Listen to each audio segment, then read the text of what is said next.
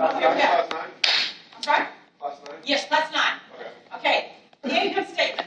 Principal reason for that statement is, are you making money or are you losing money? Balance sheet, what the company owns, what the company owes, and how much is invested in the company. And the cash flow statement is all about money in, money out.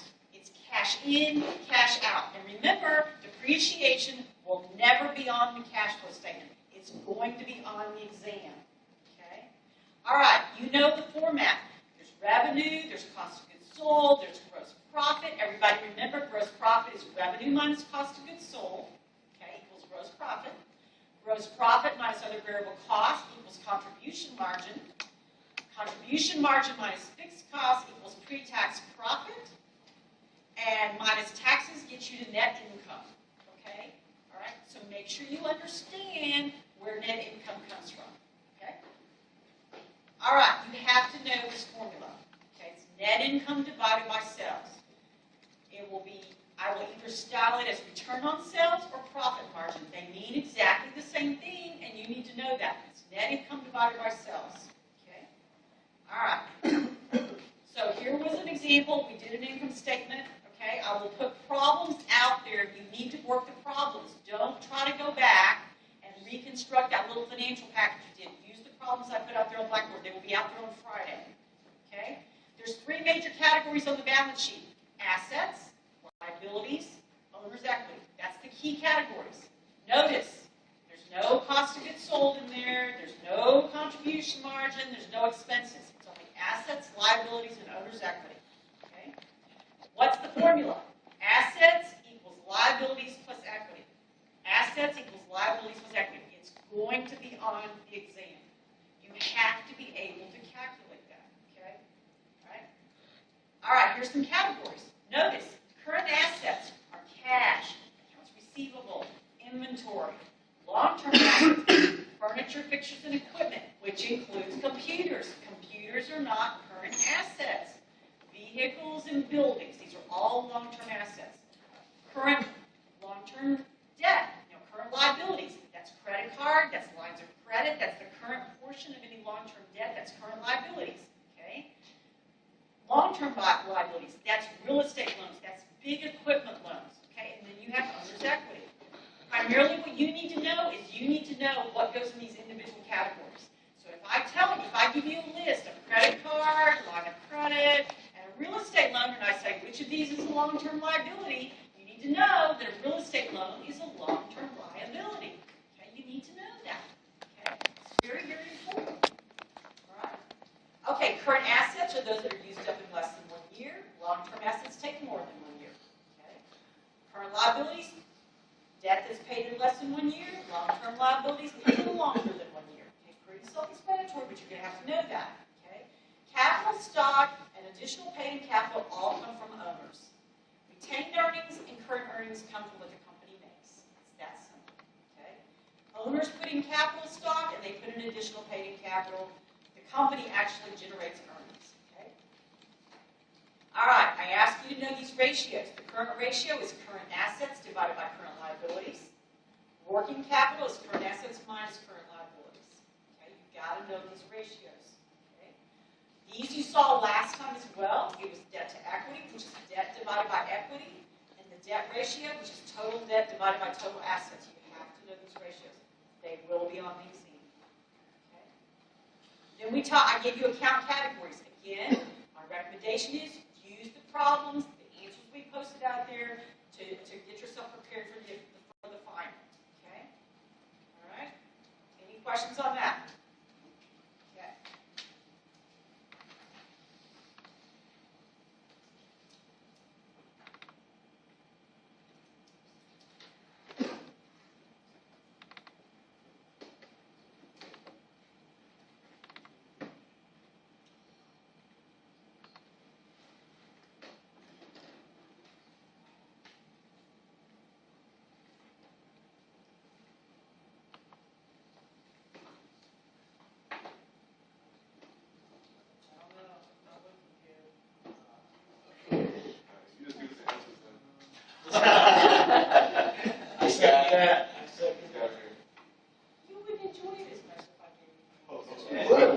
yeah, we would. You're right. You just give us all. Yeah. Here we go. Dude, okay, so I had a professor for.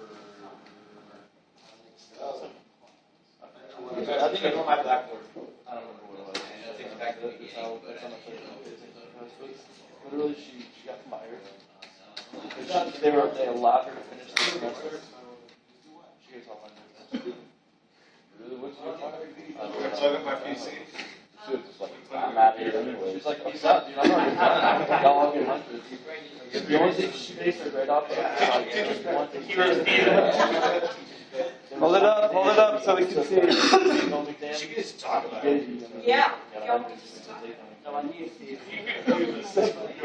They got a CD except for you. You're going to see where you fail. Or you can plug it in. She's all playing pick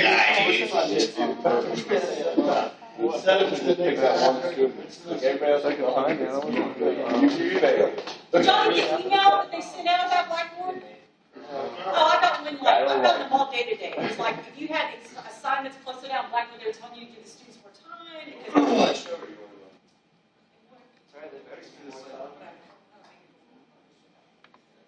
all right, ready? Y'all ready, guys? Okay.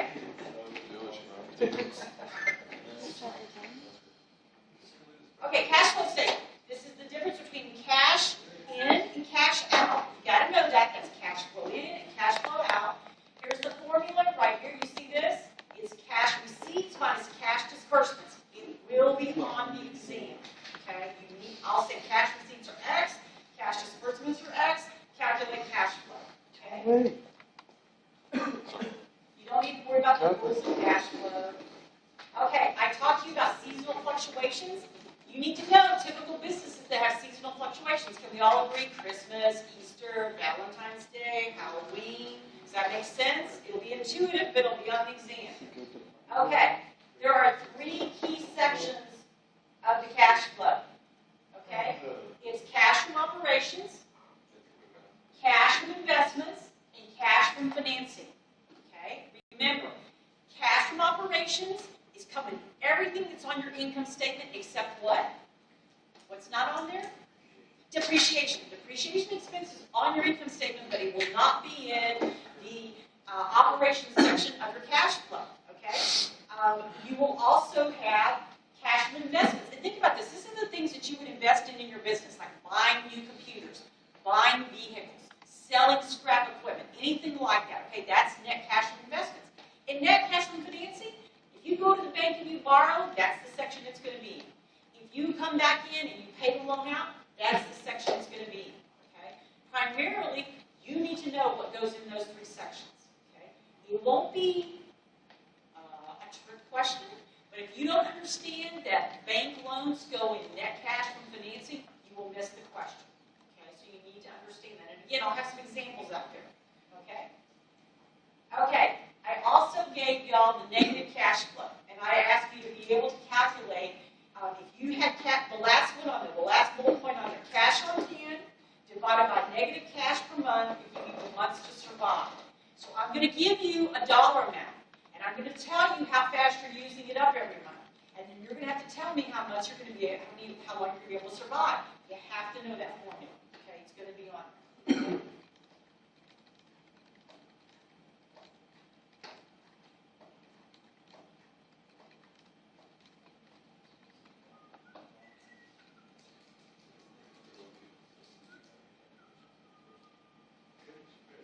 Okay, so again, there'll be questions out there that you need to actually go use on Blackboard when I get them posted up there. Okay, I gave you ways to finance your company. They included financing with earnings, financing with equity, and financing with debt. You need to know those. Those are the primary ways you can fund your business, and that's you earn it out and you finance it yourself. You go out and you sell stock for your company, or you go out and you obtain loans for your company. Okay, so those are the things that you need to know. One of the things I also asked you to know was what kind of loans for a business. Okay, commercial loans are for real estate, equipment, working capital, and factory. Okay, you need to know those first 2. I mean, the first one and the last one. Where you can also use leasing to finance your vehicles and equipment, okay? So the middle one is for you personally, but the one on the top and the one on the bottom are primarily related to businesses. Okay, I gave you the pros and cons of lending. I think you should know that. I think it's pretty intuitive if you borrow money yourself, but make sure you know that. And then I gave you some how to borrow. You know, Mange said you need to have collateral, you need to have good credit history, you need to have sufficient cash flow and sufficient capital. Those are the things you need to know on how to borrow. Okay, one of the things that I made sure that we talked about was the difference between stocks and bonds. Okay, and you can see if they're on stocks. The biggest thing I want you to know is stocks can gain and lose value. You can lose all your money with stock, and they're discretionary on dividends. You may or may not get any of your money back, and you may or may not get a dividend. However, on bonds, they're interest-bearing certificates. You're going to get your interest paid periodically, and you're going to get the principal paid back. Okay? That's a big difference between what a bond is and a stock certificate is. I want you to understand those basic differences. They're a lot more complex than that, but I think to be active in the business world, you've got to know those basic definitions. On the exam? Yes? Yes. Yes, yes. Okay. One of the things I wanted you to be able to do was, again, and I think everybody that talked about this talked about it tonight, was how to calculate cash required for a startup table. So make sure you know how to calculate that. And I also asked you to make sure that when you did a funding table, that you understood that funding required had to equal the amount of funding that you received. So if you came up with your funding requirements for $100,000, then you had to go out and get $100,000 from partners, from the bank, from whoever, but those two numbers needed to agree. It's going to be on the exam. Because too many businesses go out there and get, oh, I need $200,000, but I'll only get 25, and then I'll get the rest of it later. It doesn't work that way. Okay? You got to prepare in advance for that. Okay, how do I go to the next one? Just close it. Just close it. You can go exit right here. I'm sorry, just to elaborate.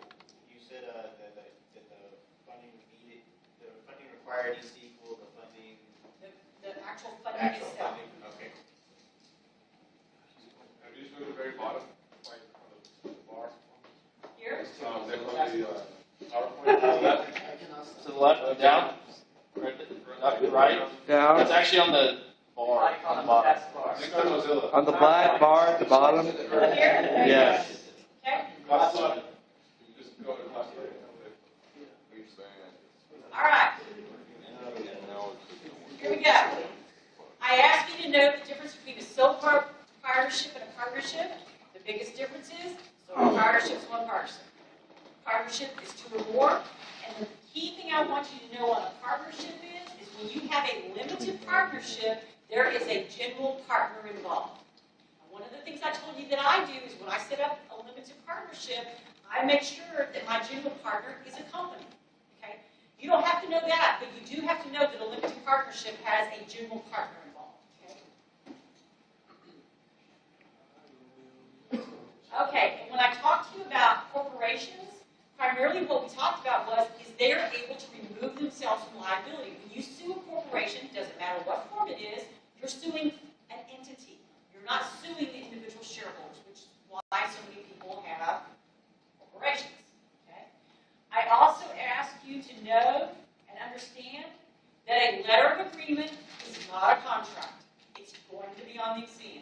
And I know somebody's going to tell me that a letter of agreement is a contract. It is not. Okay? All right? So make sure you understand that. I ask you to know on trademarks and symbol marks, the difference between those. Trademark is for a source of a good, while a service mark is for a service, source of a service. Okay? All right? I want you to know that those are two distinct things. And the service marks are becoming very, very popular these days, so make sure you understand that. Also, make sure you understand the difference between copyrights and electronic rights. They're two different beasts. Okay? So make sure you understand the definitions of those.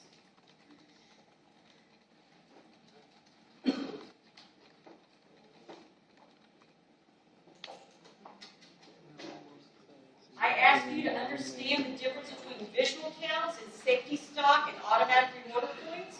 And what we talked about is if you're a car dealership and you own a second-hand car dealership, visual counts make sense. If you own a candy store with 500 different types of candy, most likely you're going to use safety stock or automatic reward points. I need you to understand that visual counts goes with big items, safety counts, safety stock, and automatic reward points go for small items. Okay?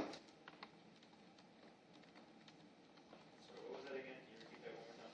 A visual count applies to big items like cars, things that you can walk out on a lot and see them. As opposed to small items, you've either got to do a safety stock or you've got to do automatic reward points because you can't count every one of those items. Thank you so much. I appreciate that.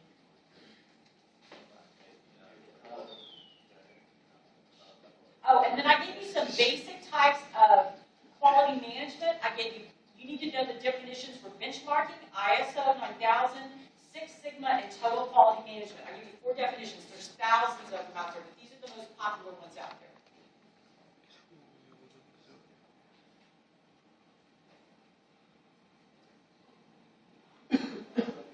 Okay. I gave you a formula to how to pay yourself as an owner, okay? And I gave you that specific formula of calculating 3 months of fixed operating expenses, 3 months of principal loan payments, and any other continual obligations. You need to know how to do that formula, okay? It's in the PowerPoint slides. I will put a sample out here in the problems for you to work.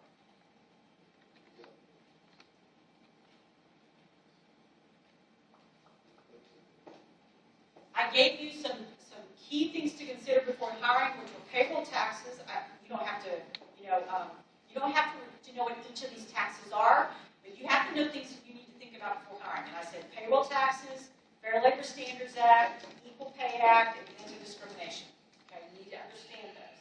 Okay. Okay, I gave you some management styles. I want you to know them. Okay, they're pretty self-explanatory, but I want you to know what these styles are. There's coercive, there's authoritative, there's affiliative, then there's democratic, there's pace setting, and there's coaching. Okay, those are the styles that we talked about. I want you to know what the differences are. I gave you what things that HR is responsible for: compensation and payroll, benefits administration, organizational development. I also talked to you about training and development, labor law, and human resources strategy, which include diversity, benchmarking, and retention. I want you to know what HR is responsible for. Okay?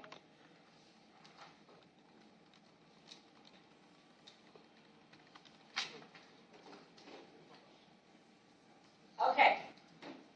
You've got to know these definitions.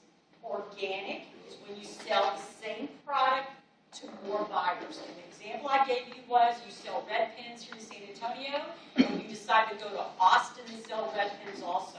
So you're now in 2 markets. As opposed to diversification is where you're in San Antonio, Texas, and you decide you're not just going to sell red pens here in San Antonio, you're also going to sell blue pens here in San Antonio. That's diversification. You need to know the definition of those two. Okay? Just those 2 numbers. Yeah. All right, I gave you the differences between licensing and franchising, okay? You need to understand the basic differences. And remember, when I have an exam, the difference, and one of the differences is a license that has to do with licensing, okay, as opposed to franchising. I'm not trying to trick you. If I put on there, it's a license, it goes with licensing. If I put on there it's a franchise agreement, it goes with a franchise. Okay? All right? So know the differences on those. And then here's the big thing. Franchising and licensing are both considered replication strategies. That's what they're called. They're replication strategies. It's 2 different ways of doing something that's similar. It's replication strategies. Okay. I also gave you harvesting strategies. This is when you sell your company. This is when you do an IPO and you get rid of part of your ownership. This is when you liquidate your company. There's a difference between replication and harvesting.